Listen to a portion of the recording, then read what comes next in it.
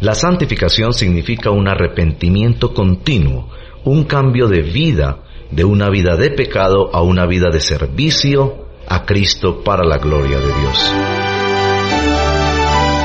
El proceso por medio del cual nos vamos santificando y somos traídos a la conformidad de la imagen de Cristo se llama santificación y comienza desde el momento de la justificación. Continuamos estudiando la esencia del Evangelio y hoy el doctor Arcier Sproul, en la voz de Julio Benítez, nos explicará que el Evangelio de Dios es un Evangelio que cambia vidas. Le invitamos a que nos acompañe durante la siguiente sesión.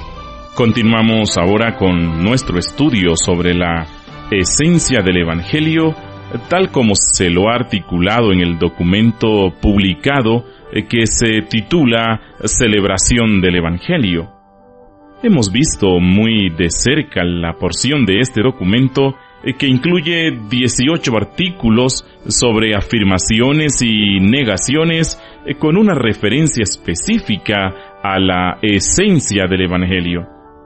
Ya hemos cubierto los primeros 14 capítulos y ahora vamos a revisar el artículo número 15. Este artículo dice lo siguiente: afirmamos que la fe salvadora resulta en una santificación, en una transformación de vida que crece a la estatura de Cristo a través del Espíritu Santo. Santificación significa un arrepentimiento continuo, un cambio a una vida de pecado para servir a Cristo Jesús con una confianza agradecida a Él como amo y Señor. Negamos cualquier perspectiva de justificación que esté divorciada de una unión de santificación con Cristo y una creciente conformidad con su imagen a través de la oración, arrepentimiento, llevar la cruz y la vida en el Espíritu. Lo que podemos ver aquí, en este artículo particular, es sobre la relación que hay entre lo que llamamos justificación y la santificación.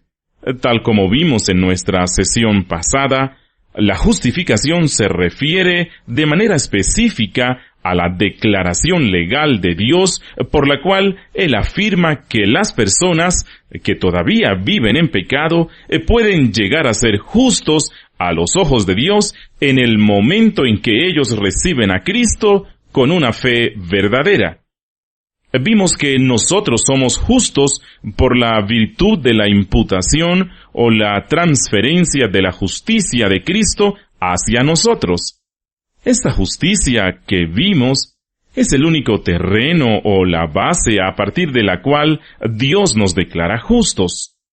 Tal como lo mencioné en nuestro último encuentro, Lutero tomó la esencia de este concepto con su tan conocida frase simul justus et peccator, diciendo que el pecador justificado es al mismo tiempo justo y pecador ante los ojos de Dios, que Él es justo por la transferencia de la justicia de Cristo a cuenta de nosotros, pero todavía en el interior, la persona sigue siendo pecadora. Lo que Lutero quiso recalcar era que al momento de poner nuestra fe en Cristo, nosotros no estamos instantáneamente curados del pecado. En una palabra, los cristianos continuamos pecando aún después de haber sido justificados. El proceso por medio del cual nos vamos santificando y somos traídos a la conformidad de la imagen de Cristo se llama santificación y comienza desde el momento de la justificación. Lutero habló en estos términos. Él dijo que cuando Dios declara justa a una persona, al mismo tiempo que lo está haciendo, Él nos administra una dosis de medicina que necesariamente va a hacer que el paciente se sane. Sin embargo, esta curación se va a realizar con el tiempo. Esta es la curación de nuestro pecado, que se encuentra en nuestro largo proceso de santificación y que no culminará hasta que muramos y entremos en lo que la Biblia denomina glorificación. Glorificación Es la conclusión de la cúspide final para este largo proceso de justificación. Una de las cosas que deseo aclarar hoy y que encontramos aquí en el documento es que la santificación es vista como un resultado necesario o como un fruto de la justificación. No es una posible consecuencia, pero sí es una cierta consecuencia. Esto es importante, porque en la actualidad existe una controversia en el mundo. Se enseña que la persona puede ser justificada y nunca entrar en un proceso de santificación, que uno puede permanecer como lo que se denomina cristiano carnal durante toda su vida. No carnal en el sentido de que pueda seguir cayendo en las tentaciones de la carne, pero en el sentido de que pueda permanecer por completo en un estado de carnalidad. Estoy especulando en este punto, pero creo que esto surge del problema de lidiar a diario con personas que hacen una profesión de fe en Cristo o que responden a cierto tipo de alcance evangelístico y que demuestran o manifiestan no tener un cambio aparente en sus vidas. Para ser optimistas acerca de su confianza en la profesión de la fe, ellos contemplan esta idea. Bueno, ellos son realmente cristianos, pero todavía no han iniciado su santificación. Esto está en un curso de conflictos con el cristianismo clásico que dice que una vez que las personas son justificadas, ellos no proceden inevitablemente a una santificación, pero necesariamente proceden a un principio de santificación. El punto que yo quiero que entendamos aquí es que cualquier persona, escuchen, cualquier persona que ha sido justificada llega a ser, en términos de lo que sucede con la justificación, una persona transformada. ¿Cómo es eso que podemos decir que una persona justificada es por necesidad una persona cambiada? Bueno, hay diferencias básicas que deben ser obvias. La primera es que usted no puede ser justificado sin poseer una fe verdadera. Hasta un punto, usted no creía y ahora usted cree, lo cual representa un cambio significativo en la disposición de su alma. Así que una persona que es justificada es una persona cambiada, por lo menos en términos de poseer en la actualidad una fe. No todos los cristianos están de acuerdo con respecto al orden de la presencia de la fe y de la presencia del nuevo nacimiento. Hay muchos cristianos que creen que en el orden de la salvación, primero una persona tiene la fe y luego, como una consecuencia de esa fe, no solo obtiene la justificación, pero también obtiene la regeneración o el nuevo nacimiento. Esto se refiere a la obra del Espíritu Santo, a través de quien la persona es vivificada de una muerte espiritual y transformada a un estado de vida espiritual. La regeneración describe un cambio en la constitución natural de la persona. Cualquiera que haya sido regenerado, cualquiera que es nacido de nuevo, cualquiera que ha pasado por el nuevo nacimiento, es una persona cambiada.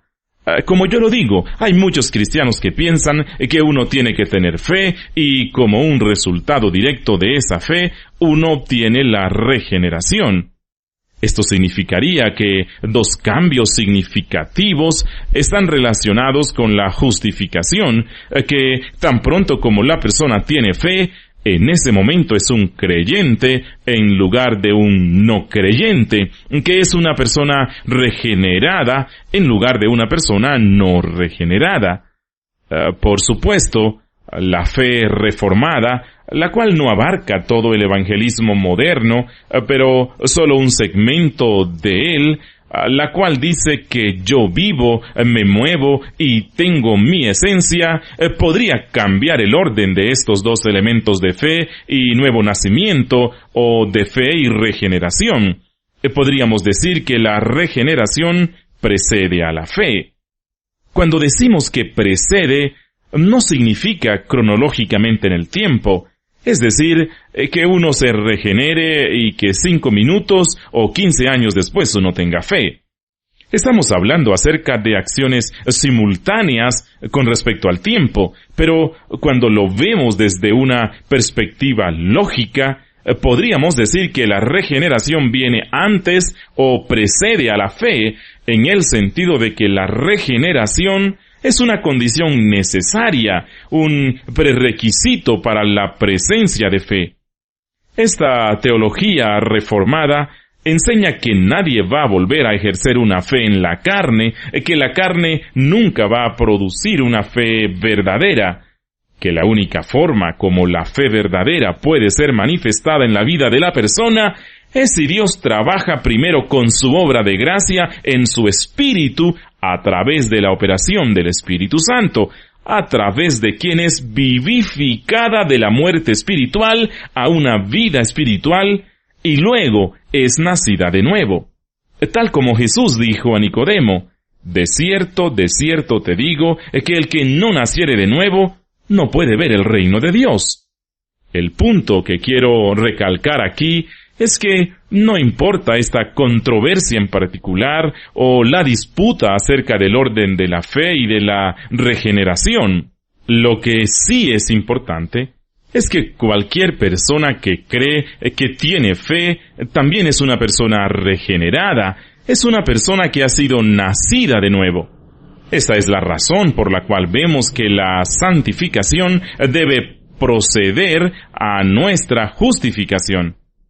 Porque si la fe está presente y la persona ha sido nacida de nuevo, esto significa que la persona ha sido transformada y ha sido cambiada en su interior a través de la operación del Espíritu Santo.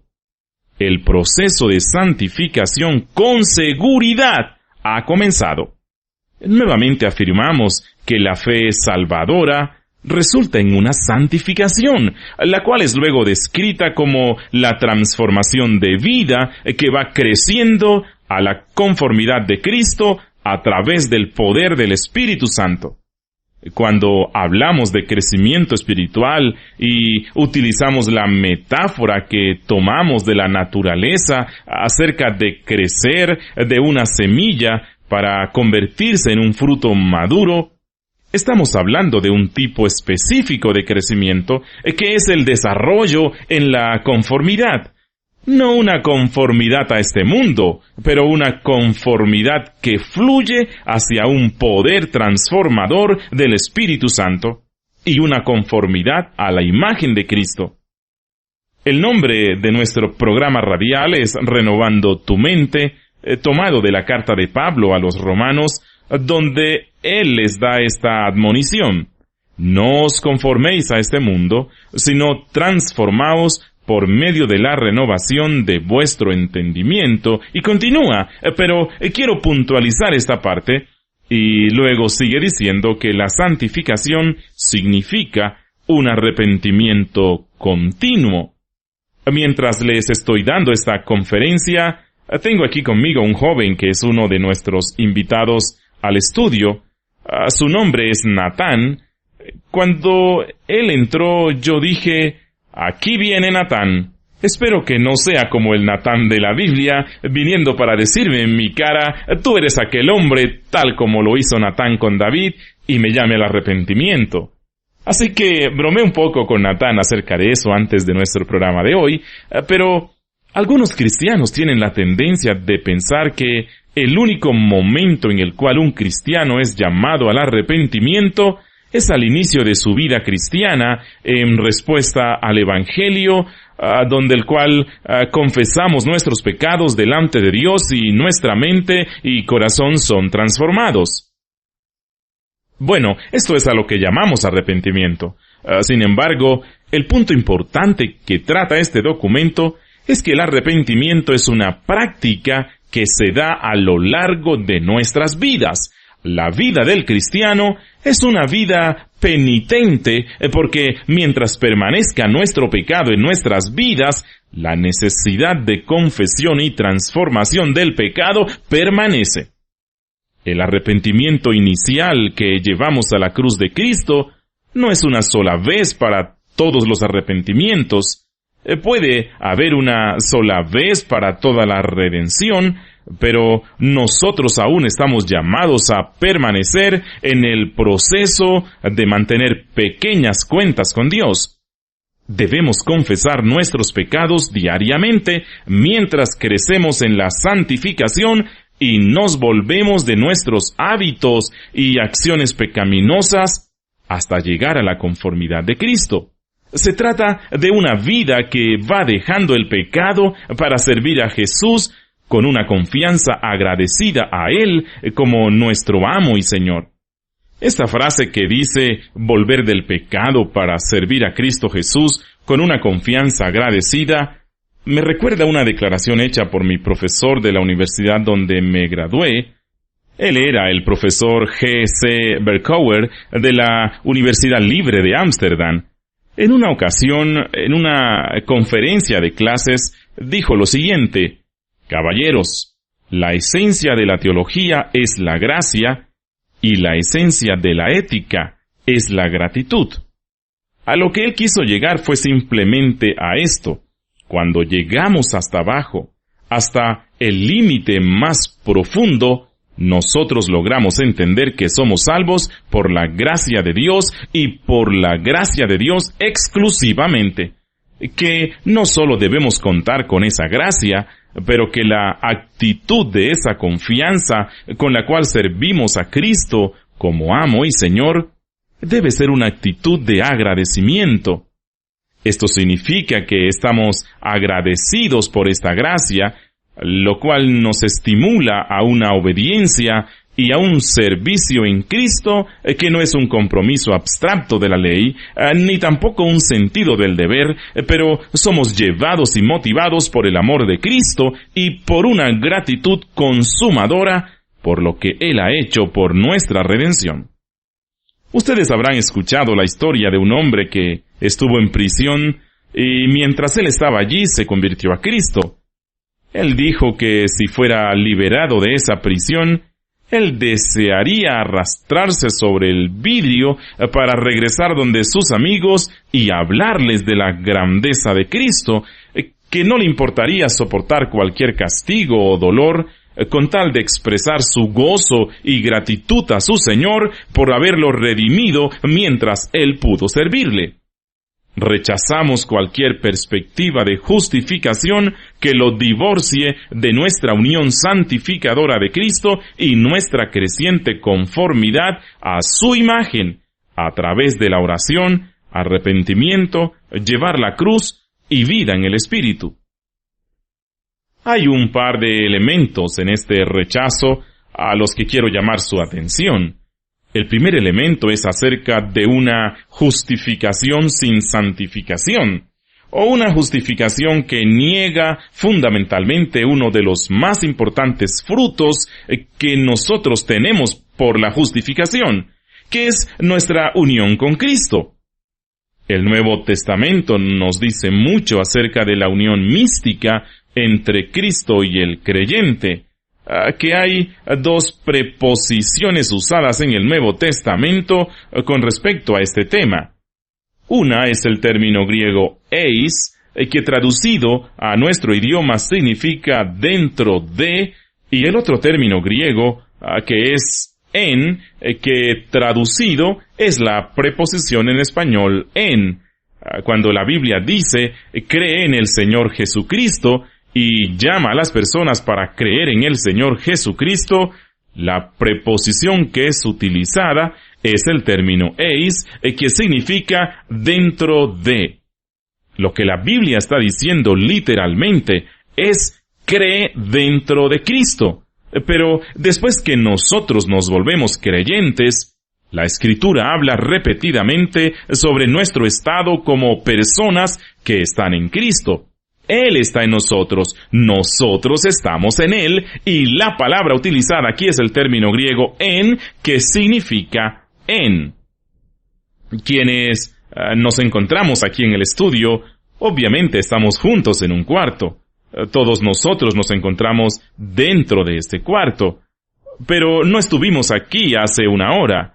Antes estuvimos fuera del cuarto y para poder estar en el cuarto tuvimos primero que acercarnos a Él y entrar dentro de Él para poder estar en Él. Eso es simplemente lo que sucede aquí en la dinámica del Nuevo Testamento, de lo que conocemos como la unión mística de Cristo, porque cuando nosotros tenemos una fe verdadera, nosotros tenemos una fe dentro de Cristo, de acuerdo con la cual somos traídos a una unidad espiritual hacia Él y con Él. Él está en nosotros y nosotros estamos en Él. Y es debido a la unión entre Cristo y el cristiano que este proceso de santificación se está llevando a cabo. Permítanme recordar a quienes nos escuchan que una vez que somos salvos o que somos traídos a una relación salvadora con Cristo, este no es el fin de nuestra búsqueda para la justicia. Realmente es el principio. Nosotros pensamos muy a menudo que esta búsqueda de Dios es algo que concluye cuando lo encontramos. La Biblia nos dice que no hay hombre en su estado natural que busque a Dios. Nosotros realmente no empezamos a buscar a Dios hasta que Dios nos haya encontrado a nosotros. La búsqueda de Dios y de su reino es un proyecto de toda una vida que comienza con nuestra justificación. Esto es cuando en realidad nos ponemos serios en la búsqueda de nuestra alma por Dios. Quiero también recordarles que si son cristianos, ustedes aún no han llegado al final del camino. Todavía no han alcanzado la meta. Ustedes están en un estado de confort al haber pronunciado y proclamado la justicia de Dios, pero todavía están en el proceso de buscar la conformidad a su santa imagen. Esta conformidad ocurre a través de una continua actitud de oración, arrepentimiento, llevar la cruz y vivir toda una vida en la presencia y el poder del Espíritu Santo.